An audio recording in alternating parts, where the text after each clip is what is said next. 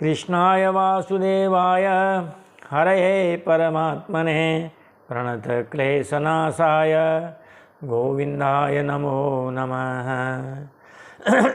सच्चिदानन्दरूपाय विश्वोत्पत्त्यादिहेतवे तापत्रय विनाशाय श्रीकृष्णाय वयं नमः। सभी कथा श्रोता बंधुओं को जय श्रीमन्नारायण, जय श्री कृष्ण। आइए चलते हैं कथा प्रवाह में सुखताल, जहाँ श्री सुखदेव जी महाराज राजा परीक्षित जी को श्रीमद् भागवत महापुराण की कथा सुना रहे हैं। आइए आप और हम भी चलते हैं सुखताल और सुनते हैं श्री सुखदेव जी महाराज के मुखारबिंद से श्रीमद् भागवत महापुराण की कथा को। तो पिछला प्रसंग देखते हैं, हमेशा देखते आए हैं। तो पिछले प्रसंग में अब हमें ये ध्यान रखना है कि 9वां स्कंद चल चुका है और 9वें स्कंद के अध्याय 1, 2, 3 इनकी कथा हम सुन चुके हैं। 9वें स्कंद की जो भूमिका है, प्रस्तावना है, उपोद्घात है, हम उसको भी सुन चुके हैं। तो तीसरे अध्याय में हमने सुना कि राजा सरियाती हैं और उनकी कन्या है महाराज, और वो कन्या जो है उसे कुछ अपराध हुआ चमन ऋषि का और कन्या उनको ब्याह दी गई। और महाराज इसी वंश में जो रेवत हुए उनसे ककुदमी हुए, ककुदमी की बेटी रेवती हुई और रेवती का विवाह ककुदमी ने ब्रह्मा जी के कहने से बलराम जी से कर दिया। यहाँ तक की कथा हो चुकी थी। अब आगे देखिए साहब, आज चलेगा हमारा चौथा अध्याय। चौथा अध्याय में जो सूर्य वंश में जो राजा हुए, नभग नाम के राजा हुए महाराज। नभग से ही नाभाग हुए। देखो पिता पुत्र का नाम एक जैसा ही है। नभगस्य अपत्यम पुमान नाभाग है। जो नभग का बेटा है उसको कहते हैं नाभाग। और नाभाग के हुए फिर महाराज अम्बरीश जी महाराज।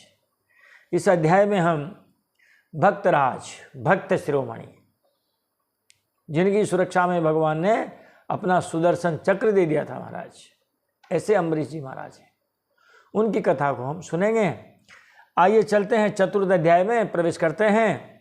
श्री सुखदेव जी महाराज कहते हैं, श्री सुक उवाच नाभागादम्बरीशो भून् महाभागवतः कृति नास्पृश्यद ब्रह्मशापोऽपि यं न प्रतिहतः क्वचित्। नाभागाद अम्बरीशो भूत्। जो नाभाग नाम के जो राजा हुए उनके कहते हैं महाराज अम्बरीश नाम के राजा हुए। परम भागवत हैं, परम भगवान के भक्त हैं। कृति का मतलब होता है पुण्यवान। सुकृति पुण्यवान धन्यो महेचस्तु महाशया। इस प्रकार अमरकोश नाम का एक ग्रंथ है, उसमें जो है ये इनके सबके पर्यायवाची दे रखे। बड़े पुण्यात्मा, बड़े महाभागवत, जिनको कि जो ब्रह्म साप कभी किसी भी प्रकार से रोका नहीं जा सकता महाराज, वह भी अम्बरीश का स्पर्श तक नहीं कर सका। ना स्पृश्यत ब्रह्म सापोपि। वह ब्रह्म साप भी महाराज अम्बरीश को छू नहीं सका। यम न प्रतिहतः क्वचित। जिसका कि कभी कोई रोकने का उपाय भी नहीं है। राजो वाच है महाराज। जो महाराज परीक्षित जी है ना, वो सावधान श्रोता है। वो अभी भी होते हैं 2-3 तरह के श्रोता होते हैं। एक होते हैं सोता महाराज, वो खम्भे के पास बैठते हैं, दीवार के पास बैठते हैं और महाराज जब कथा शुरू होती है थोड़ी देर बाद उनको निद्रा देवी आने लगती है। पंडित जी महाराज कहते हैं श्री भगवान वाच, कहेंगे अरे हमको नींद आवे है। कुछ होते हैं सरोता, जिसे बात काटते हैं, बातें कचकच करते हैं बीच में। और महाराज जो है माता बहनों का तो फिर कहना ही क्या है, वो सरोता हैं। एक वास्तव में श्रोता है। रामचरितमानस में श्रोता की बहुत अच्छी परिभाषा दी है। श्रोता सुमति सुशील सुचि कथा रसिक हरिदास पाई उमा अति गोप्यमपि सज्जन करहि प्रकाशे। श्रोता सुमति हो, अच्छी बुद्धि का हो, सुशील हो, शुचि पवित्र हो, कथा में आनंद लेने वाला हो और कथा रसिक हरिदास, और फिर भगवान से प्रेम करने वाला भी हो, तब कहीं जा करके महाराज उस कथा में आनंद आता है। राजोवाच, जो हमारे कथा वक्ता बंधु हैं या श्रोता बंधु हैं, उन सबको इनका गहरा गहरा अनुभव हुआ होगा महाराज, है। अब ज़्यादा कहने से फिर कथा विस्तार हो जाएगी। तो तोरे में समुझहि सयाने, है ना, ये रामचरितमानस की एक पंक्ति है। थोरे में समुझहि सयाने, समझदार को इशारा खूब होता है। राजोवाच, महाराज परीक्षित जी ने पूछ लिया कि भगवन् श्रोतुमिच्छामि राजर्षिस्तस्य धीमतः न प्राभूदयत् निर्मुक्तो ब्रह्मदंडो दुरत्ययः।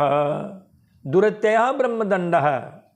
कहते हैं महाराज, किसी भी प्रकार नहीं टाले जा सकने वाला जो ब्रह्मदंड है, वो ब्रह्मदंड भी महाराज दुर्वासा जी के ऊपर अपना प्रभाव क्यों नहीं कर सका।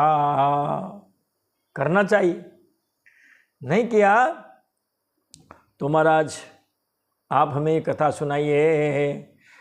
तस्य धीमतः राजर्षे, वो जो बुद्धिमान है, जो राजा हैं महाराज, उन राजा की मैं कथा सुनना चाहता हूँ। भगवन् श्रोतुम इच्छामि, हे भगवान, हे गुरुदेव, मैं उस राजा की जो बड़ा बुद्धिमान है, बड़ा पवित्र है, ऐसे उस राजा की मैं कथा सुनना चाहता हूँ। ब्राह्मण ने क्रोधित होकर उन्हें ऐसा दंड दिया जो किसी प्रकार टाला नहीं जा सकता था, परंतु वह भी उनका कुछ नहीं बिगाड़ सका। ऐसे उन गुरुजी का, उन राजा का, गुरुजी कौन थे और राजा कौन था महाराज, उनकी आप कथा हमें सुनाइए। हम सुनना चाहते हैं, और वास्तव में जो सुनना चाहें उसे ही सुनाना चाहिए।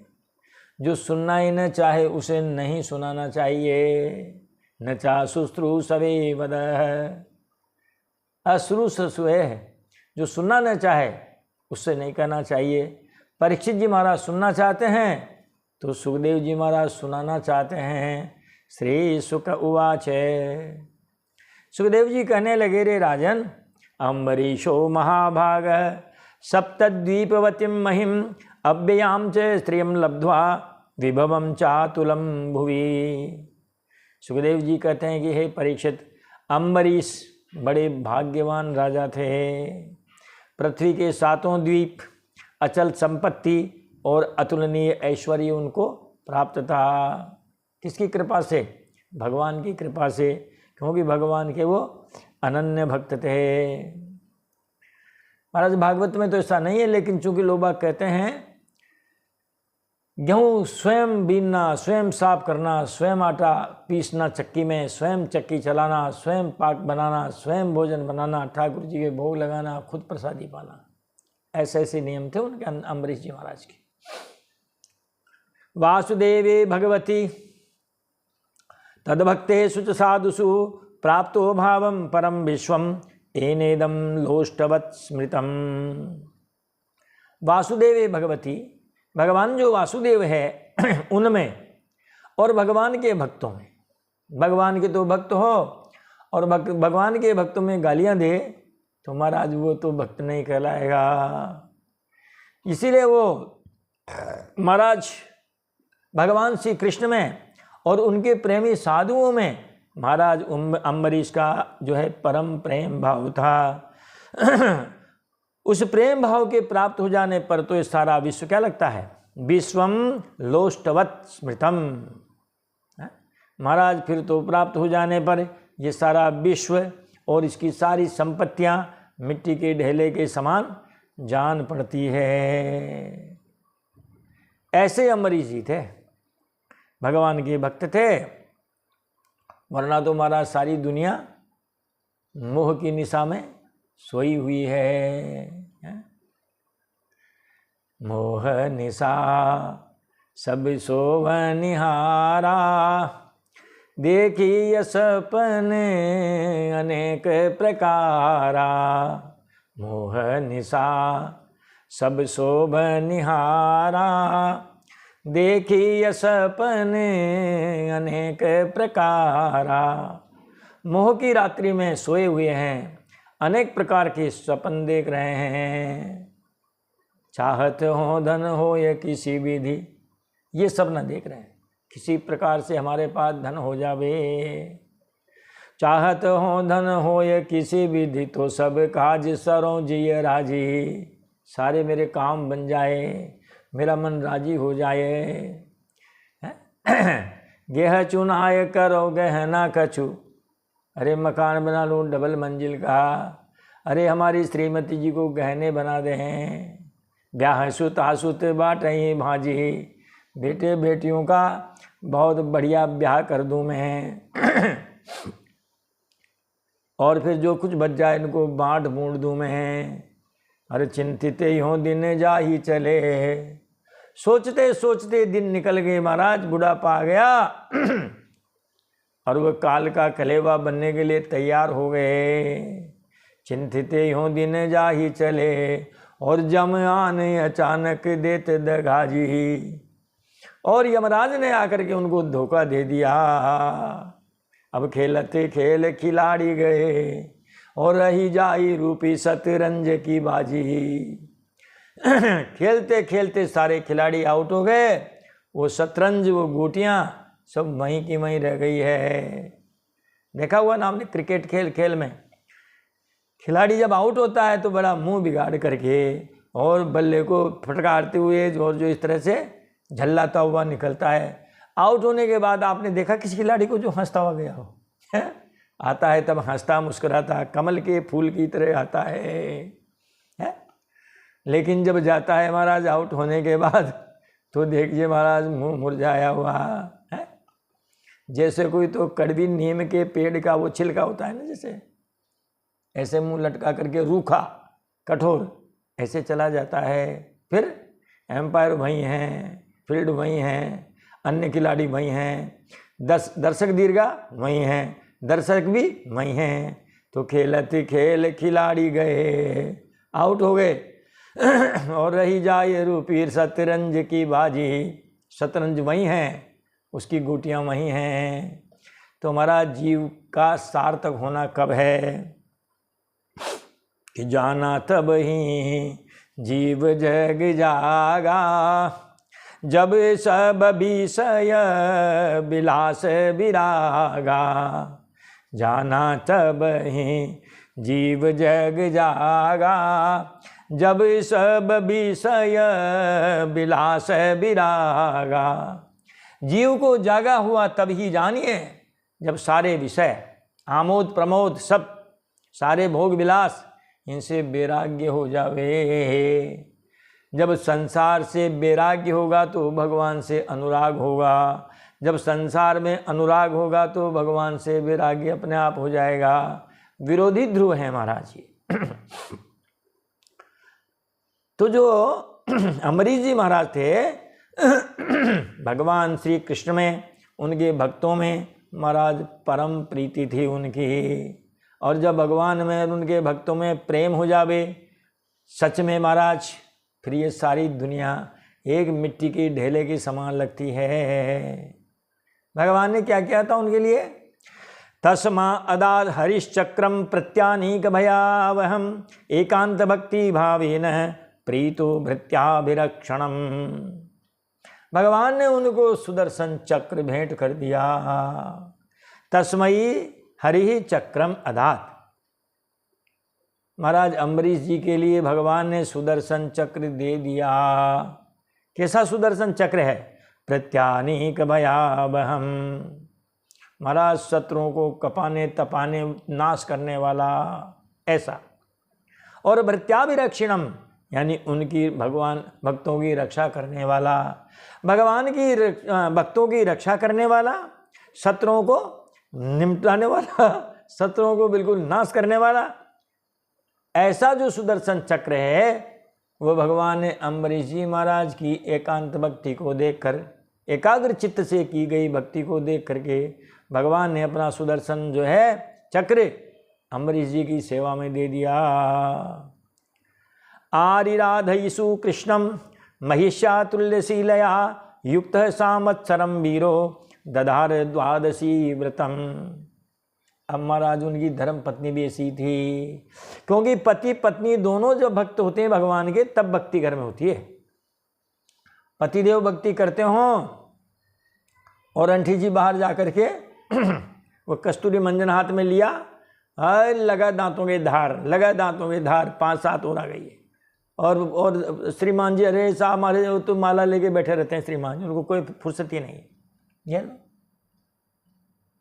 महिला करती हो और पुरुष नहीं करता हो तो बताओ, हमारा ये तुलसी दे देगी इनको खाने में, लगी रहती है परिक्रमा करने में, दिया बत्ती करने में, पता नहीं क्या क्या करती है। लेकिन महाराज भक्ति वहीं होती है जहाँ दोनों एक जैसे हों। भगवान भी वहीं पदार्थ हैं। दशरथ जी महाराज भक्त हैं तो कौशल्या माता भी भक्त है। अरे महाराज जो है वसुदेव जी भक्त हैं तो देवकी जी भी भक्त हैं। अरे नंद बाबा भक्त हैं तो यशोदा मैया भी भक्त हैं। इसीलिए जहाँ दोनों भक्त होते हैं उन्हीं के घर में भक्ति आती है और भगवान आते हैं। आरिराधयिषु कृष्णम, उन्होंने भगवान कृष्ण की आराधना करने के लिए महिषा तुल्यशीलया, तुल्यशीलया महिषा, अपने ही समान आचरण करने वाली, अपने ही समान भक्ति भावना में रहने वाली अपनी धर्म पत्नी के साथ महाराज 1 साल भर का व्रत लिया। कैसा? दधार द्वादशी व्रतम। द्वादशी जो व्रत है वैसे वो एकादशी है, लेकिन वो 3 दिन तक होती है। एकादशी के पहले जब दशमी आएगी तो दशमी का व्रत करो, फिर 11वीं की एकादशी करो निराहार फलाहार के साथ, फिर द्वादशी के दिन जो है आप उनकी पारणा कीजिए। तो सुखदेव जी महाराज कहते हैं, रे परीक्षित, राजा अम्बरीश की पत्नी भी उन्हीं के समान धर्मशील, संसार से विरक्त एवं भक्तिपरायण थी। एक बार उन्होंने अपनी पत्नी के साथ भगवान कृष्ण की आराधना करने के लिए 1 वर्ष तक के लिए द्वादशी प्रधान एकादशी व्रत करने का नियम ग्रहण किया। भाई 12 महीने तक की एकादशी करेंगे, दशमी को व्रत, 11वीं को उपवास और फिर द्वादश को उसकी फिर व्रत और उपासना। गोस्वामी तुलसीदास जी महाराज लिखते हैं, किनके यहाँ सुख संपत्ति जाती है? तो कहते हैं कि जिम्मे सरिता सागर में जाई, यद्यपि ताहि कामना नाहि। जिम्मे सरिता सागर में जाई, यद्यपि ताहि कामना नाहि। आप सब जानते हैं नदियाँ कहाँ जाती है? दौड़ दौड़ के समुद्र के पास जाती है, जबकि समुद्र उनको न टेलीफोन करता, न व्हाट्सएप डालता, कुछ नहीं, न बुलाता, फिर भी नदियाँ दौड़ दौड़ के समुद्र की तरफ जाती है। जिमी सरिता सागर में जाई, जैसे नदियाँ दौड़ दौड़ कर समुद्र में जाती है। यद्यपि ताहि कामना नहीं, यद्यपि समुद्र को कोई इच्छा नहीं है, अरे उसके पास पानी कमेगा, समुद्र ही सारी नदियों में पानी डालता है साहब। थोड़ा माध्यम जरूर बनते हैं, सूर्य भगवान जो वाष्पीकरण होता है और बादलों में पानी जाता है, राता तो वही है। आकाशात् पतितं तोयं यथा गच्छति सागरं, सर्वदेव नमस्कारः केशवं प्रतिगच्छति। तो बात तो यही है, समुद्र की कोई इच्छा नहीं, जल की कोई कमी नहीं है। तिमी सुख संपत्ति बिनहि बुलाए, धर्मशील पहीं जाई सुहाए। तिमी सुख संपत्ति बिनहि बुलाए, धर्मशील पहीं जाई सुहाए। ऐसे जो सुख संपत्तियां हैं महाराज, वो सुख संपत्ति कहाँ जाती है? बिना बुलाए। जो ऐसे धार्मिक व्यक्ति होते हैं, सदाचारी व्यक्ति होते हैं, उनके पास अपने आप चली जाती है। देखो महाराज, सुख पहले आया, संपत्ति बाद में आई। यदि सुख के साथ संपत्ति आती है तो वेलकम, बहुत अच्छा। असंपत्ति आगे सुख नहीं आया। संपत्ति बहुत है लेकिन महाराज वहाँ सुख ही नहीं है, शांति नहीं है। महाराज रोज कलह होता है तो ऐसी संपत्ति क्या काम की।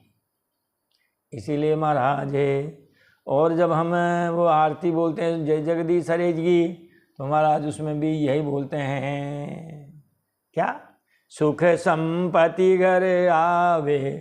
क्या आवे घर में? पहले सुख आवे, बाद में संपत्ति आवे। यदि सुख रहित संपत्ति आती है तो ऐसी संपत्ति किसी काम की नहीं, जो रात में सोने नहीं देती, दिन में चैन नहीं, रात को सोना नहीं, खाना न पीना, लड़ाई झगड़ा टंटाबाजी, क्या मतलब संपत्ति से।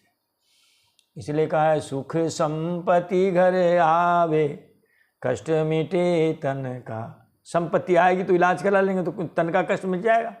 मन का कष्ट जो है महाराज वो तो जो है शांति से ही मिटेगा है। तो कहते हैं तिमें सुख संपत्ति बिन ही बुलाए। उसके पीछे पड़ने की जरूरत नहीं है महाराज, संपत्ति के पीछे पड़ने की जरूरत नहीं है। हमारी जो लक्ष्मी की वो संपत्ति की देवी है लक्ष्मी जी, उनको भी ज़्यादा तकलीफ देने की ज़रूरत नहीं है, आपको भी ज़्यादा कष्ट पाने की ज़रूरत नहीं है। आप क्या बन जाओ, आप तो धर्मशील बन जाओ। यदि आप धार्मिक व्यक्ति हैं, सदाचारी व्यक्ति हैं, अपना काम कीजिए। और कहते ना क्या वो कमाते बहुत हैं लेकिन पैसा टिकता नहीं है, उसको जो है समृद्धि कहते हैं, सबरगत कहते हैं। तो वो धार्मिक व्यक्ति के घर ही होगी। राजा रानी दोनों एक जैसे हैं। देखो आप अगली चौपाई लिखते हैं गोस्वामी जी कि तुम गुरु विप्र धेनु सूर से भी हैं, तसी पुनीत कौशल्या देवी। तुम गुरु विप्र धेनु सूर से भी, तसी पुनीत कौशल्या देवी। वशिष्ठ जी महाराज कह रहे हैं ये अयोध्या कांड की चौपाइयाँ लगती मुझे कि जैसे तुम गुरु विप्र धेनु सुर से भी इनकी सेवा करते हो, गुरुजनों की, ब्राह्मणों की, गौ माता की, देवताओं की सेवा करते हो, उसी की उसी पुनीत पवित्र सेवा करने वाली तुम्हारी धर्म पत्नी है। अब आपके यहाँ 4 पंडित जी महाराज आ गए, तुम बड़े प्रसन्न हो, लेकिन आंटी जी मन में दुखी हो रही है। अथवा आंटी जी ने बुला लिया, पंडित जी भोजन आज हमारे यहाँ ही करना, वहीं आपके आनंद से खीर मालपुआ ऐसे भोजन कराए हैं। आंटी जी ने निमंत्रण दे दिया, अब अंकल जी बीच में अंदर ही अंदर अकुला रहे हैं, अरे ये कहाँ की बीमारी मोल ले ली इसने है। तो इसीलिए महाराज ये जो है ना, ये 2 पहिए मान लो, ये पक्षी के 2 पंख मान लो, दोनों पंख एक जैसे हों, ताकतवर हों, तभी पक्षी उड़ान भर सकता है।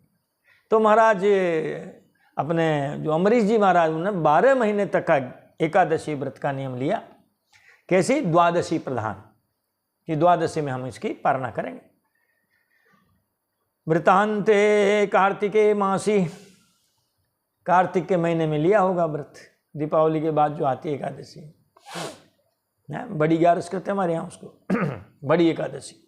वृतांते कार्तिके मासी त्रिरात्रम समुपोषितः स्नात कदाचित कालिन्द्याम हरिम मधुवने रचयेत। अब व्रत की समाप्ति हो गई कार्तिक के महीने में, उन्होंने 3 रात का उपवास किया, वही 10वीं एकादशी और द्वादशी, और एक दिन पर यमुना जी में स्नान किया, मधुवन में भगवान श्री कृष्ण की पूजा की और फिर ब्राह्मणों को दक्षिणा दी। इतना काम उन्होंने किया। अब खुद भी तो पालना करेंगे महाराज, व्रत खोलेंगे, द्वादशी है। अब व्रत जब खोलने लगे हैं, लब्ध कामैरनुज्ञात है, लब्ध कामैरनुज्ञात है।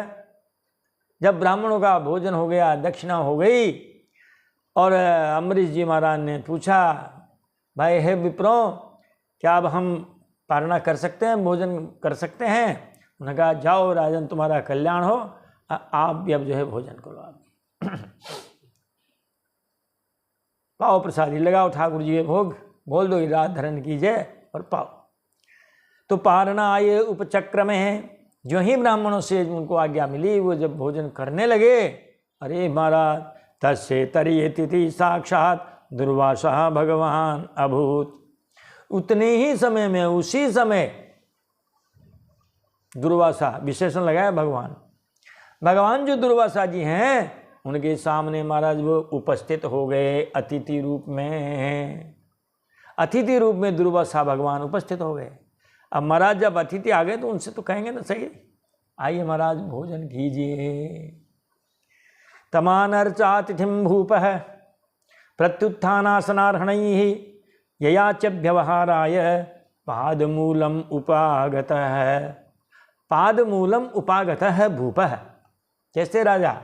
कहा जिन्होंने दुर्वासा जी के चरणों में प्रणाम किया और प्रत्युत्थान आसन अर्हणैः अर्चित्वा।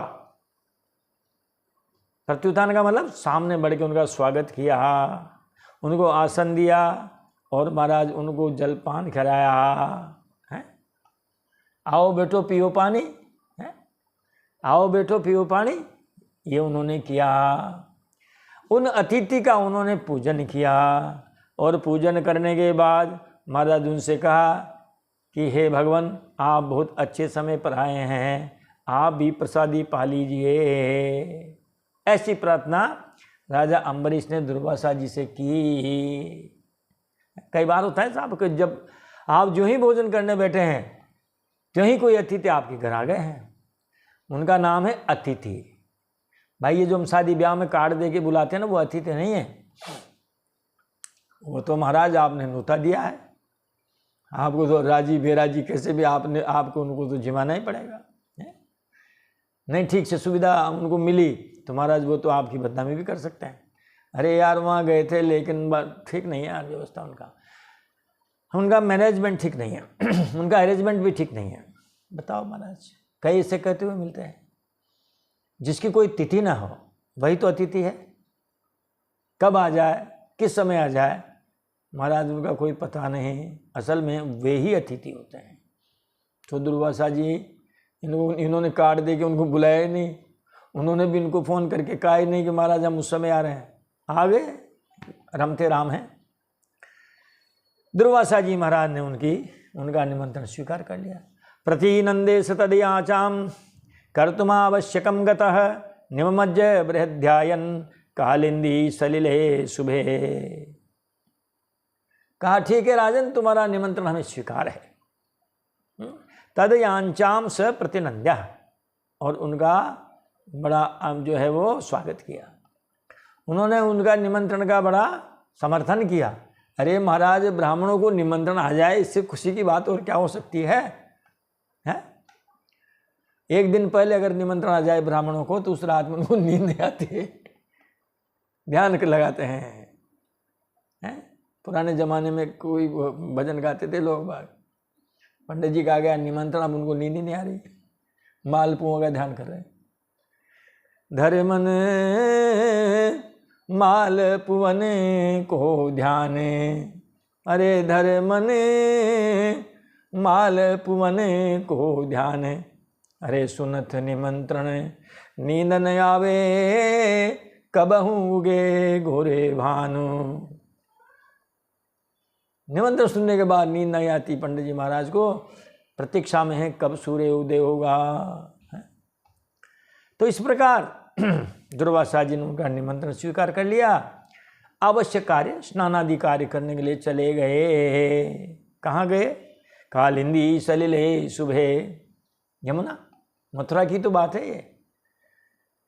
तो यमुना नदी के किनारे पर वह महाराज जो है निमंत्रण को स्वीकार करके अपने आवश्यक क्रियाक्रम हैं स्नान ध्यान इनके करने के लिए चले गए। और नदी में उन्होंने स्नान किया और क्या करने लगे? बृहद ध्यान, जो परब्रह्म परमात्मा हैं महाराज उनको क्या करने लगे? वो ध्यान करने लगे। ध्यान का, ब्रह्म का ध्यान करते हुए यमुना जी के जल में स्नान करने लगे।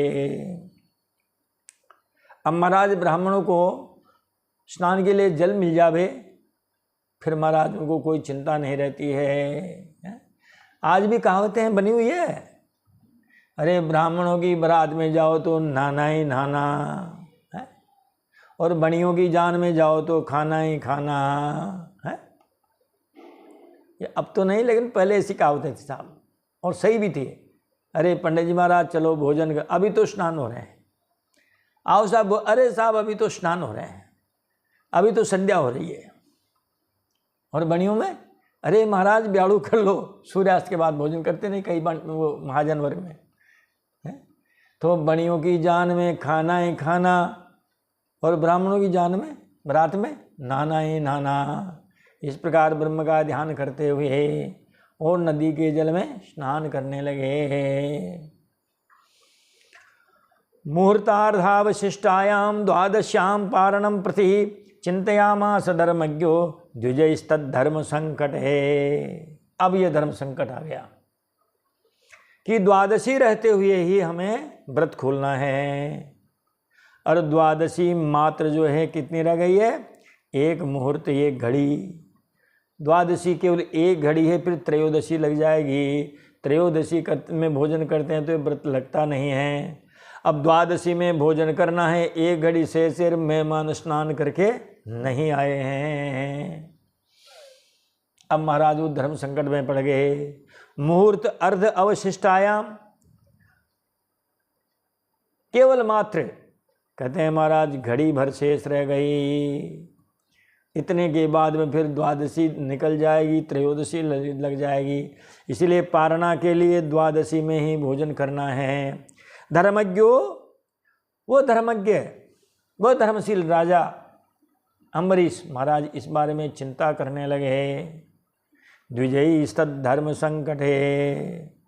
अब इस धर्म संकट आने पर वो ब्राह्मणों के साथ में परामर्श करने लगे कि महाराज एक बात बताओ, द्वादशी निकलने वाली है, हमारा व्रत है, क्या हमको भोजन कर लेना चाहिए? अगर भोजन कर लेते हैं बिना मेहमानों को भोजन कराए तो वो सामान्य मेहमान नहीं है महाराज, वो दुर्वासा जी जिनके मारे देवराज इंद्र भी थर थर कांपता है, ऐसे वो मेहमान है। अच्छा, निमंत्रण दिया, हमारे पहले भोजन कर लिया, अरे महाराज श्राप दे दें, राज्य वाज्य सब खत्म है।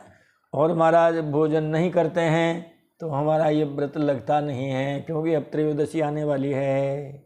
ब्राह्मणातिक्रमे दोषो द्वादश्याम यद पारणे यत्कृत्वा साधु में भूयात् अधर्मो वान माम स्मृसेत, अधर्मो वान माम स्मृसेत।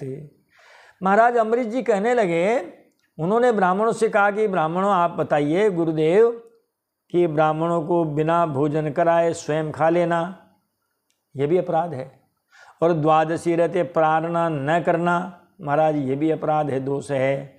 अतः इस समय जैसा करने में मेरी भलाई हो और मुझे पाप न लगे ऐसा काम आप कीजिए, क्योंकि ब्राह्मण अतिक्रमे दोष हो। ब्राह्मण के पहले भोजन कर लूँगा तो दोष है, और यदि मैंने द्वादशी रहते हुए भोजन नहीं किया तो ये भी दोष है महाराज। अब बताओ आप मुझे ऐसी सलाह दीजिए जिससे मेरा ये धर्म संकट दूर हो जाए, मुझे अधर्म का भागी न होना पड़े, मुझे पाप न लगे।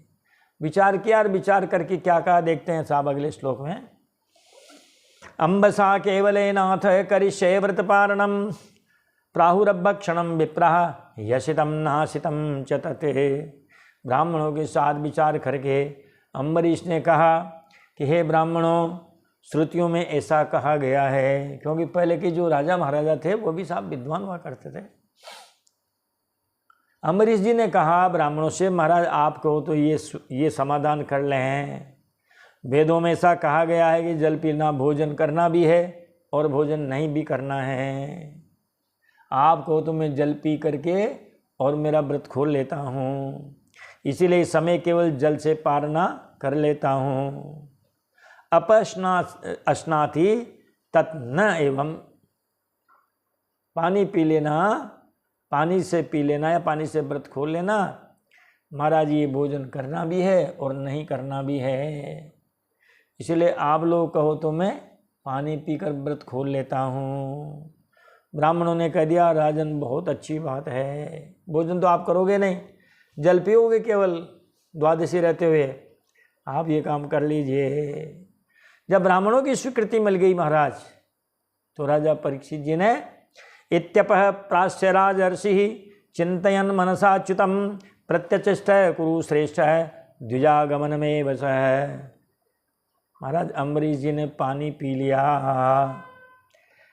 इति राजर्षि अपह प्राश्य, उन राजर्षि ने महाराज जल पी लिया। चिंतयन मनसाच्युतम, मन से भगवान का स्मरण करते हुए राजा अम्बरीश जी ने जल पी करके अपना व्रत खोल लिया।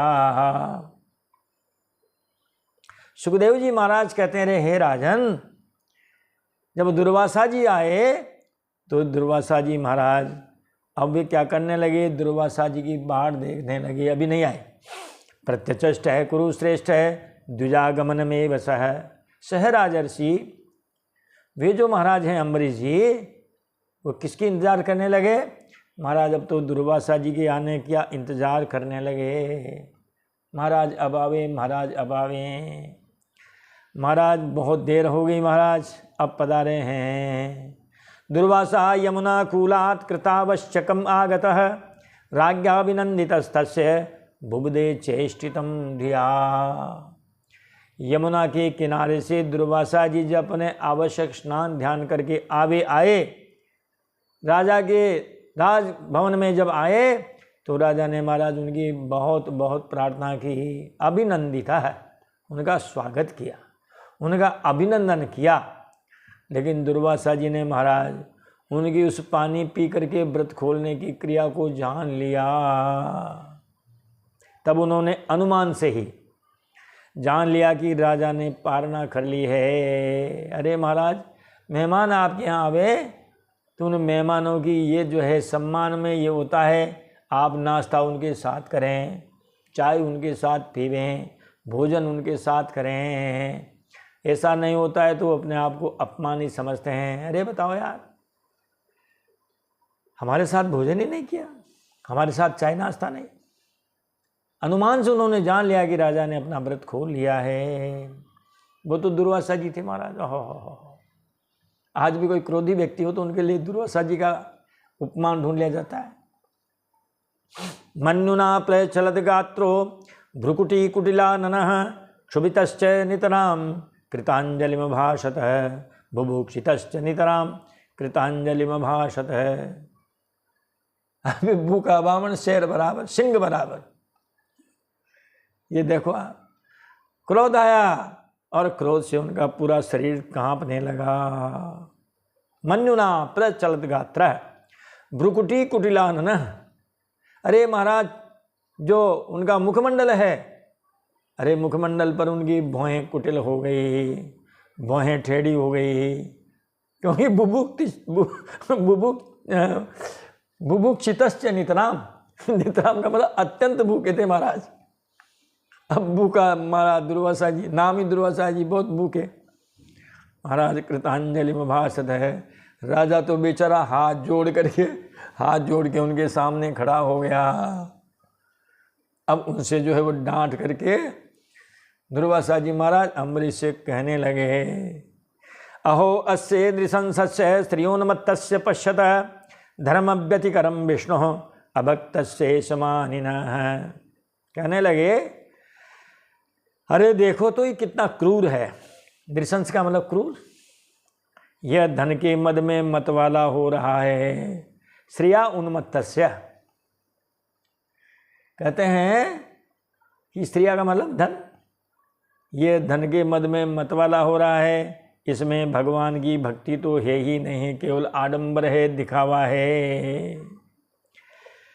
ये अपने आप को बड़ा समर्थ मानता है। आज इसने धर्म का उल्लंघन करके और मेरा बड़ा अपमान किया है, मेरे साथ इसने बड़ा अन्याय किया है। यो मामतीति मायातम आतिथ्येन निमंत्रच अदत्वा भुक्तवांस्तस्य सद्यस्ते दर्शये फलम। अरे मैं इसका अतिथि होकर आया हूँ, इसने अतिथि सत्कार करने के लिए मुझे निमंत्रण भी दिया है। बताओ, निमंत्रण दिया किंतु फिर भी मुझे खिलाए बिना ही इसने जो है भोजन कर लिया। इसका दायित्व था पहले मुझे भोजन करा था। महाराज मोटी दक्षिणा देता लिफाफा इतना मोटा तो कुछ आनंद होता। अब देख मैं तुझे इसका फल चखाता हूँ, ये कहा दुर्वासा जी। अब तू देख इसका परिणाम, मैं क्या करता हूँ तेरे साथ है। अरे महाराज, एवं ब्रुवाण उत्कृत्या जटाम रोष विदीपितः तया सह निर्ममे तस्मै कृत्याम काला नलोपमान, कृत्याम काला नलोपमाम। महाराज दुर्वासा जी ने अपनी एक जटा उखाड़ ली। कितना गुस्सा आया होगा। अरे महाराज, आप हमसे एक बाल भी नहीं उखड़ता है, हैं? और उन्होंने पूरी जटा ही उखाड़ ली। बताओ, जटा शब्द है, जटा का मतलब एक जो लट जो होती है ना, पूरी तो नहीं, मगर उनमें से एक जो जटा की जो लट है उसको उन्होंने उखाड़ लिया। रोष विदीपिता, गुस्से में जलने लगे, गुस्से में जल उठे। उन्होंने अपनी एक जटा उखाड़ी और उससे अम्बरीश को मार डालने के लिए, कहते हैं महाराज, एक राक्षसी प्रकट की। मंत्र बल के द्वारा वो जटा ही राक्षसी के रूप में बदल गई और कहा इस अम्बरीश को खा जाओ, जला डालो इसको। वह प्रलय काल की अग्नि के समान दहक रही थी। ऐसी थी महाराज वो, कृत्या बोलते हैं उसको। ऐसी कोई वो जो है शक्ति मान लो आप, ऐसा कोई शस्त्र मान लो आप, ऐसा दुर्वासा जी महाराज ने किया। तामा पतंतिम ज्वलतिम असी हस्ताम पदा भुवम। हाँ, ये असी हस्ताम आ गया। वो ऐसी कृत्या थी राक्षसी जिसके हाथ में तलवार थी।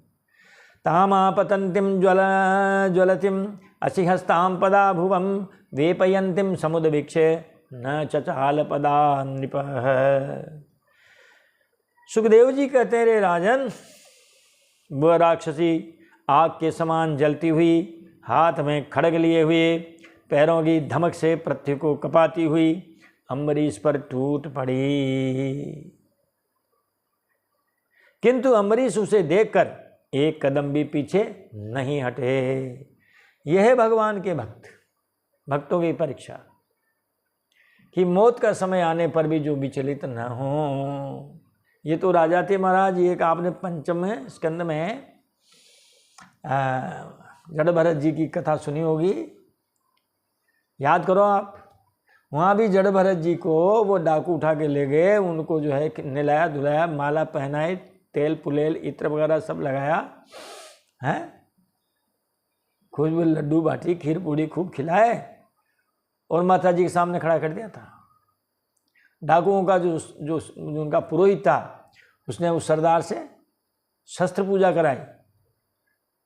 तलवार की पूजा करवाते हुए देख करके भी महाराज वो वहाँ से न डरे न विचलित हुए, खड़े ही रहे जड़ भरत जी महाराज। और जो ही तलवार उठाई थी, आपको पता होगा, वो प्रतिमा फट गई थी, उसमें से साक्षात देवी निकली थी और उन्होंने उनको बचाया और डाकुओं का संहार किया था। यहाँ भी ये स्थिति हो रही है कि दुर्वासा जी ने राक्षसी पैदा की अपने मंत्र बल से, और वह राक्षसी हाथ में तलवार लेकर के और वो मारने के लिए, अम्बरीश जी को मारने के लिए दौड़ पड़ी। भारी भरकम इतनी कि उनकी चलने से, पैरों की धमक से पृथ्वी कांप जाती थी। प्रागदिष्टम भृत्य रक्षायाम पुरुषेण महात्मना ददाह कृत्याम ताम चक्रम क्रुद्धा ही में वपावक। सुदर्शन चक्र भगवान ने उनकी सुरक्षा में दे रखा था, है ना, होता ना आजकल भी Z+ सुरक्षा। वो Z+ सुरक्षा में थे अम्बरीश जी महाराज। दुर्वासा जी को तो मालूम ही नहीं था इस बात का। तो परम पुरुष परमात्मा ने अपने सेवक की रक्षा के लिए पहले से ही सुदर्शन चक्र को नियुक्त कर रखा था। प्रागदिष्टम पहले दे रखा था। सेवक की, जो अपने प्रिय सेवक हैं, भक्त हैं अम्बरीश जी महाराज, उनकी रक्षा के लिए भगवान ने उनको सुदर्शन चक्र दे रखा था। उस सुदर्शन चक्र ने, अरे महाराज, उस कृत्या को जला के राख कर दिया। जैसे कोई फुफकारता हुआ नाग बाबा आ जावे और अग्नि में गिरने पर महाराज वो नाग ही जल जाता है। जैसे अग्नि क्रोध से फुफकारते हुए सांप को भस्म कर देती है, वैसे ही चक्र ने दुर्वासा जी की कृत्या को जलाकर राख कर दिया। अब चक्र लग गया दुर्वासा जी के पीछे। तदभि द्रवदूद वीक्षे स्वप्रयासम च निष्फलम दुर्वासा दुद्रवे भीतो दिक्षु प्राण परिप्सया। जब दुर्वासा जी ने देखा कि मेरी बनाई हुई कृत्या राक्षसी तो जल रही है और चक्र मेरी ओर आ रहा है, तब वे भयभीत होकर अपने प्राण बचाने के लिए एकाएक वहाँ से भाग निकले। दुर्वासा भीतो दुद्रुवे, दुर्वासा जी भयभीत हुए, वहाँ से भागे। दिक्षु प्राण परिप्सया, प्राणों को बचाने के लिए और सब दिशाओं में भागते फिरे। अरे महाराज, रामचरितमानस को याद करें तो वो इंद्र का जो बेटा था जयंत, माता जी सीता जी के वो पैरों में चोंच मारी थी उसने, वो भगा था सब तरफ, किसी ने बैठने को नहीं कहा था। वहाँ इनकी उपमा दी गई है कि वो जो है जयंत कैसे भगा, तो वहाँ चौपाई आई है कि भा निराशे उपजी अति त्रासा जथा चक्र भय ऋषि दुर्वासा। भा निराशे उपजी अति त्रासा जथा चक्र भय ऋषि दुर्वासा। ये कहानी है दुर्वासा जी की। यहाँ गोस्वामी जी ने ये पढ़ ली थी उन्होंने भागवत, इसीलिए ये उदाहरण दिया वहाँ कि वो जो कौवा था जयंत महाराज, बड़ी उसको बड़ा निराश हुआ, बड़ा भयभीत हुआ। कैसे कि जैसे चक्र के भय से दुर्वासा जी महाराज बड़े भयभीत हो गए। कौवा भी अपने प्राण बचाने के लिए सब जगह भागा था, हैं? इंद्र लोग यार, ब्रह्म लोग यार, शिव लोग यार। उनके पिताजी थे इंद्र भगवान, उन्होंने भी बेटे को नहीं बचाया, न कहा तू यहाँ बैठ जा, भाग यहाँ से, किसी ने भी नहीं बचाया। कहा ब्रह्म धाम शिवपुर सब लोका फिर आगमित व्याकुल भय शोका। ब्रह्मधाम गया, शिवपुर गया, सब जगह गया। काहू बैठन कहा न होही राखी कुश कहीं राम कर द्रोही।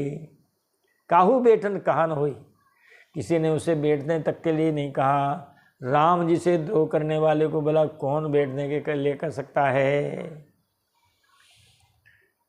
ऐसे ही दुर्वासा जी महाराज सब जगह भागे, लेकिन किसी ने उनको शरण नहीं दी। संदय्य मानो जित सहस्त्र वन्निना तत्पाद मूले पतितः सवे पतु। आहाच्युतानंत सदीप्सित प्रभो कृताग्र सम्मा वही विश्वभावन। दुर्वासा जी भगवान के चक्र की अग्नि से जल रहे थे। अजित शस्त्र वन्निना दह्यमान संदह्यमान, भगवान के चक्र की अग्नि से जल रहे थे। वे कांपते हुए भगवान के चरणों में गिर पड़े। सवे पतु तत्पाद मूले पतिता। वे पुतु का मतलब है कंपायमान होना। कंपायमान हो करके भगवान के चरणों में गिर गए, कहने लगे हे अच्युत। सब भगवान के विशेषण हैं। हे अच्युत भगवान, अनंत हे अनंत भगवान, सदीप्सित सज्जनों के प्यारे या सज्जन जिनको प्यारे ऐसे भगवान। प्रभो हे समर्थ प्रभु, हे विश्वभावन विश्व के प्राणदाता हैं। कृताग सम्मा अव, मैंने आपके भक्त का अपराध किया है, महाराज आप मेरी रक्षा करो। ये कहा। कहते हैं महाराज इस प्रकार भगवान के चरणों में जाके पड़ गए। तब उनको भगवान ने कहा कि भैया अहम भक्त पराधीनो, हम तो भक्तों के पराधीन हैं। ये कहा भगवान। बताओ, मैं भक्तों के पराधीन हूँ। यह स्वतंत्र इव द्विजः, मैं बिल्कुल स्वतंत्र नहीं हूँ, मैं तो भक्तों के अधीन हूँ। साधु वीरग्रस्त हृदयो भक्तिर्जन भक्तिर्भक्त जन प्रियो। मेरे भक्तों ने मेरे हृदय को उन्होंने अपने हाथ में ले रखा है। साधुवीर गृहस्थ हृदय। उन सज्जन भक्तों ने मेरे हृदय को उन्होंने अपने पास रख रखा है। भक्त मुझसे और मैं भक्तों से प्यार करता हूँ। भक्त मुझे प्यारे हैं, मैं भक्तों का प्यारा हूँ। है साधवो हृदय मह्यम साधूनाम हृदय त्वहम मदन्नते न जानन्ति नाहम तेभ्यो मनागपि। मेरे प्रेमी भक्त मेरे हृदय हैं। बताओ, कहते हैं ज्ञानी तो आत्मेव में मतम, ज्ञानी भक्त मेरी आत्मा है। बताओ, आप ये कह दिया। उदारा सर्व ये वेते ज्ञानी तो आत्मेव में मतम। सभी उदार हैं। 4 प्रकार के भक्त बताएं गीता जी में। आर्थो जिज्ञासु अर्थार्थी ज्ञानी च भरतर सब। चतुर्विधा भजन्ते माम जना सुकृतिनोर्जुन। आर्थो जिज्ञासु अर्थार्थी ज्ञानी च भरतर सब। आर्थ, जिज्ञासु, अर्थार्थी और ज्ञानी। वो रामायण में भी सब ऐसा एक चौपाई लिखी गोस्वामी जी ने। राम भगति जगचारी प्रकारा सुकृति चारियों अनघ उदारा। चहु चतुर कह नाम आधारा ज्ञानी प्रभु ही विशेषी पियारा। ज्ञानी प्रभु ही विशेष प्यारा। सारे प्रिय हैं लेकिन ज्ञानी ज़्यादा प्रिय है। ज्ञानी भगवान को परेशान नहीं करते हैं। वो कहते हैं तुम्हारी इच्छा में ही हमारी इच्छा है, बस। तत्सुख सुखित्वम। परमात्मा जिसमें अपना सुख देखें उसी में हमारा सुख है। ये है भक्त के लक्षण, ज्ञानी भक्त के लक्षण। आर्थ तो अपनी बात मनवाता है उनसे, जैसे छोटे बच्चे मनवाते हैं ना, पापा जी चलो बाजार टोपी दिला के लाओ, नहीं दिलाओगे तो रोएगा, तो चल भाई दिला देते हैं। तो भगवान कहते हैं कि मेरे प्रेमी भक्त मेरे हृदय हैं।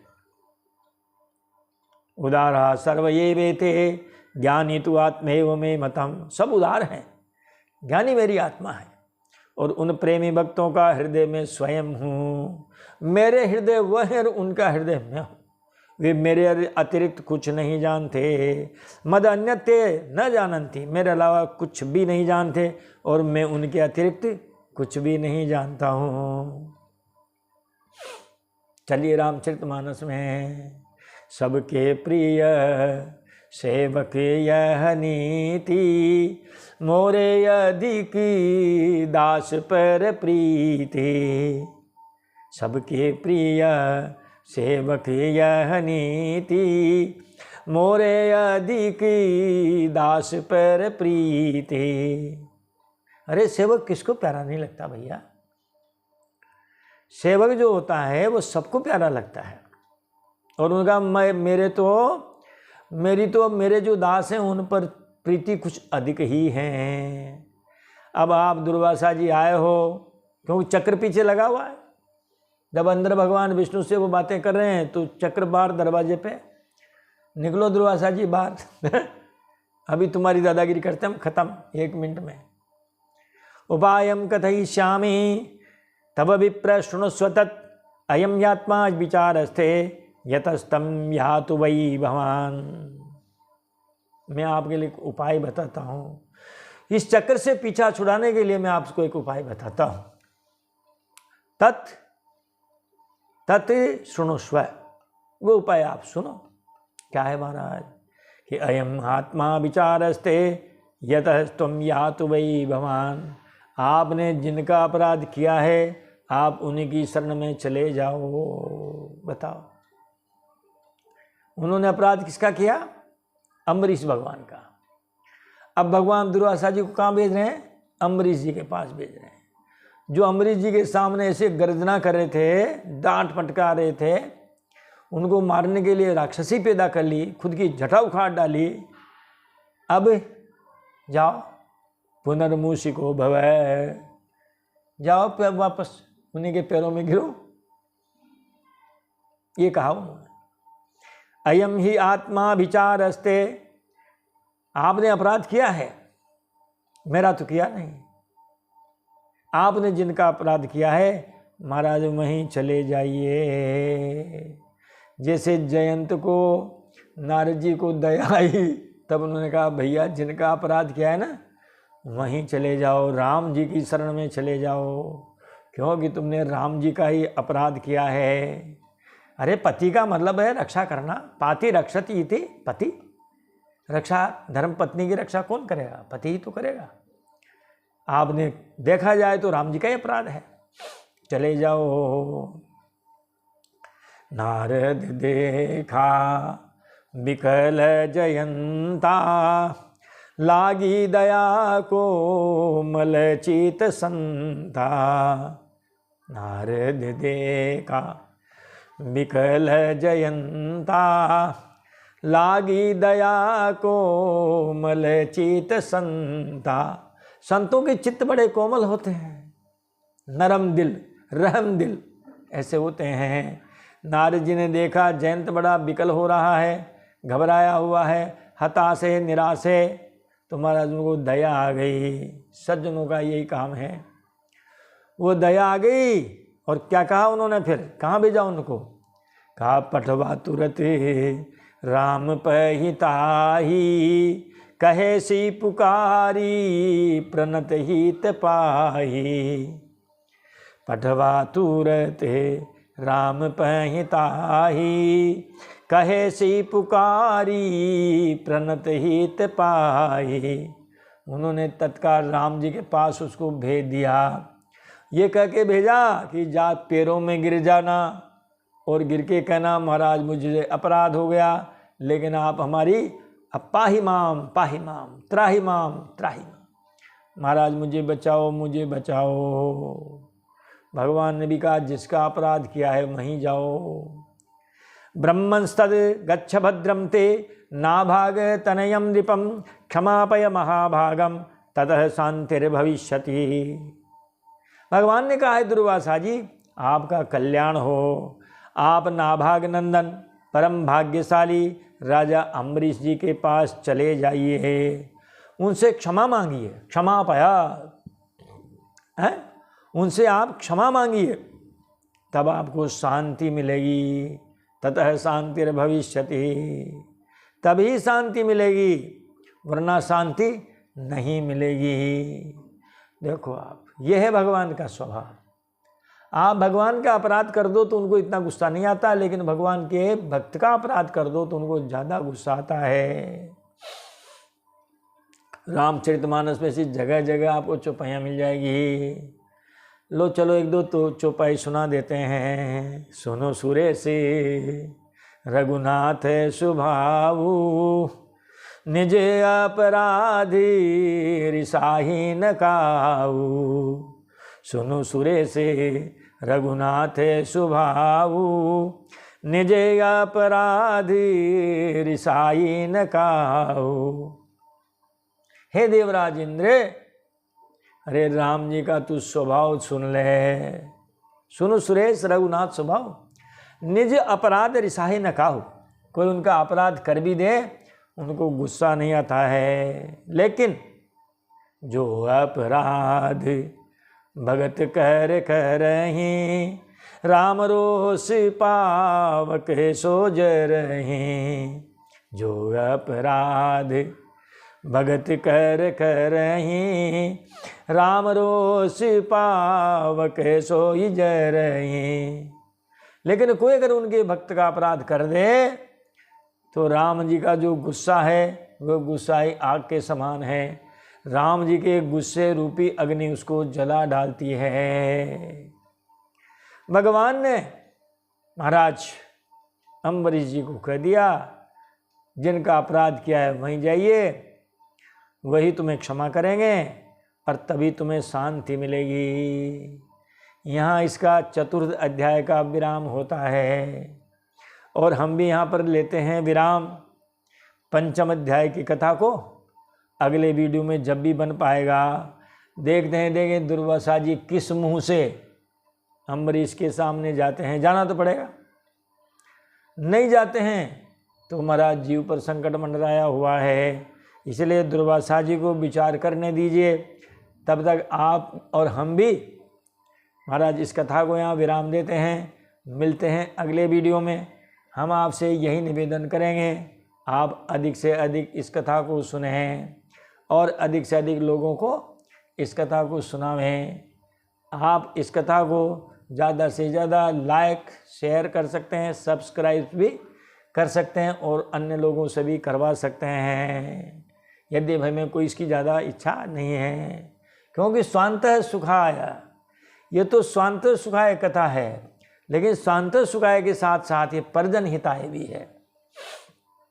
कीरति भणिति भूति भली सोई, सुर सरि सब कह कर हित होई।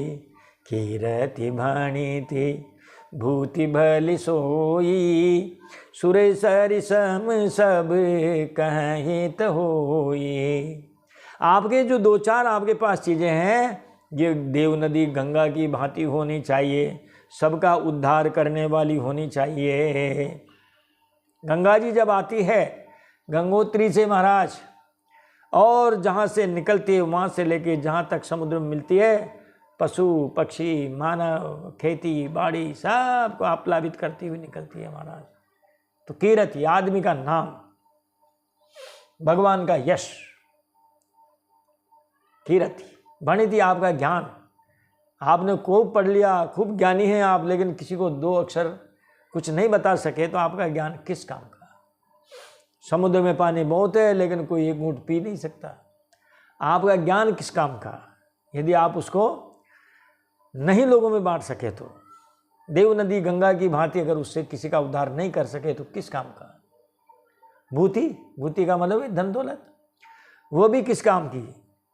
आप जो है खूब है भगवान की दया से, लेकिन महाराज कंजूस हैं, मक्खीचूस हैं, तो आपका धन के क्या काम का। हमारे शास्त्रों में तो लिखा हुआ है कि प्रातःकाल किसी कृपण का तो नाम भी नहीं लेना चाहिए। मनुस्मृति में शायद लिखा है ऐसा, श्लोक याद आ रहा है मुझे। आत्मनाम गुरुर्नाम नामाति कृपणस्य च, इनका नाम नहीं लेना चाहिए। आत्मनाम गुरुर्नाम नामाति कृपणस्य च, श्रेय कामो न गृह्णीया ज्येष्ठापत्यम कलत्रयो। तो धन किस काम का। आपकी विद्या जो बट नहीं सकी महाराज, ये सब अगर है ये बट नहीं सकी, लोगों के काम नहीं आ सकी, तो ये किसी भी काम की नहीं है। कीरति भणिति भूति भली सोई, ये वही अच्छी है जो देव नदी गंगा की भांति सबका उद्धार करने वाली हो।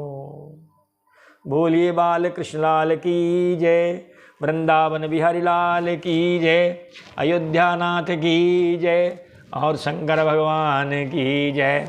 जय जय श्री राधे, जय जय श्री सीताराम और हर हर हर महादेव शंभो।